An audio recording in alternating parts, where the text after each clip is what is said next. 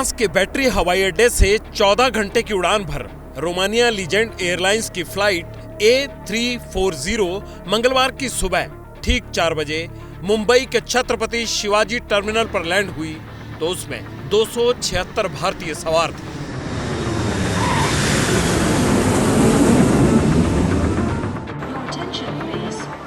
Airport के बाहर ABP news का कैमरा ऑन था। एक एक कर मुसाफिर टर्मिनल से बाहर आने लगे।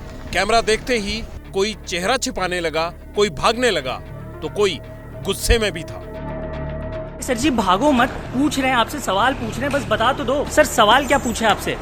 सर जी चेहरा छुपाने वाली कोई बात ना है। हाँ सर। कुछ सवाल पूछे जाने पर भड़क गए, कैमरे पर हाथ तक मार दिया। सर सवाल क्या पूछे सिर्फ ये बता दीजिए। सर कुछ तो पूछा होगा सर। सर नॉर्मली कुछ तो बोला होगा। वैसे परेशान लोग हमेशा मीडिया को देखते ही अपनी आप बीती सुनाते हैं, लेकिन फ्रांस से मुंबई डिपोर्ट हुए मुसाफिर मदद तो छोड़िए, सवाल पूछने पर मीडिया वालों को ही धमकाने लगे। सर क्या हुई सर जी? क्या बात हुई आप लोगों से? क्या पूछताछ भी हुई आप लोगों से? पूछताछ भी हुई आप लोगों से? कितने घंटे तक फ्रांस में रोका गया था आप लोगों को? कंप्लेंट करा सर। मुंबई एयरपोर्ट पर उतरे इन लोगों की तलखी बता रही है कि मामला गड़बड़ है। लोग गए कैसे थे सर? कैसे गए थे सर? कुछ तो बोला होगा, इमिग्रेशन ऑफिसर्स ने कुछ तो पूछा होगा आपसे, कुछ तो सवाल किए होंगे। सर क्या पूछा आपसे? सवाल क्या पूछे बस ये बता दो। हमसे कुछ नहीं पूछा। कुछ तो बोला होगा तो ऐसे ही जाने दिया। और बाकी आप लोगों का कुछ ह्यूमन ट्रैफिकिंग का एंगल था?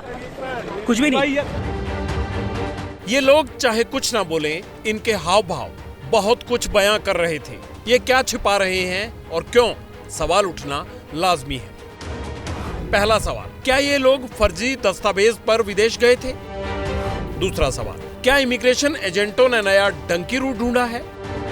तीसरा सवाल, जब सब कुछ कानूनन था तो फिर इन्हें वापस भारत क्यों भेजा गया? चौथा सवाल, इतने सारे भारतीयों को दुबई में जमा किसने किया और वो भी निकारागुआ के लिए? पांचवा सवाल, रोमानिया की चार्टर्ड फ्लाइट बुक किसने करवाई? सवाल तब और गहरा गए जब मुंबई से 619 किलोमीटर दूर गुजरात पुलिस फ्रांस से लौटी फ्लाइट को लेकर हरकत में आई। डंकी रूट वाले रैकेट का भंडाफोड़ हुआ। गिरोह अवैध तरीके से लोगों को फ्रांस और अमेरिका भेजता है। इन्वेस्टिगेशन में फ्रांस से लौटे 21 गुजराती यात्रियों का नाम भी सामने आया, जिनका ताल्लुक पाटन, बनासकांठा, गांधीनगर ग्रामीण और आणंद जिले से है। ये लोग कैसे फ्रांस पहुंचे? कौन एजेंट था? इमिग्रेशन एजेंटों ने क्या क्या सपने दिखाए, क्या क्या वादे किए, कितना पैसा विदेश जाने के नाम पर दिया गया? पासपोर्ट के लिए क्या असली दस्तावेज लगाए गए थे या सब फर्जी था? गुजरात सीआईडी ने डंकी रूट वाले एजेंटों की इन्वेस्टिगेशन शुरू कर दी है। गुजरात के जो कुछ लोग हैं, हमारे पास जो अभी आंकड़ा आ रहा है वो 21 लोगों का, तो वो लोग जैसे ही गुजरात पहुंचेंगे हमारी टीम उनके संपर्क में है, तो हम उनका भी पूछपरछ करेंगे। गुजरात सीआईडी क्राइम इस सभी बाबत में काम कर रही है और उसमें इन लोगों के पूछपरछ के बाद अभी भी हमारे पास कुछ जरूरी माहिती है। हमारे पास पुरावा मिलते ही हम इसमें जो भी एजेंट्स और एजेंसी इन्वॉल्व है उनके विरुद्ध सख्त कार्रवाई कर देंगे। पुलिस जब आउटसोर्स इंडिया वीजा कंपनी के गुनाहों की जड़ें खंगाल रही थी, तब एक और चौंकाने वाले राज से पर्दा हटा। पता चला कि ये कंपनी फर्जी मार्कशीट से लेकर जाली बैंक अकाउंट तक बनाने में माहिर है। नीरव मेहता और अनिल मिश्रा इसके मास्टरमाइंड हैं। दोनों दिल्ली में बैठकर इस गोरख धंधे को ऑपरेट कर रहे थे।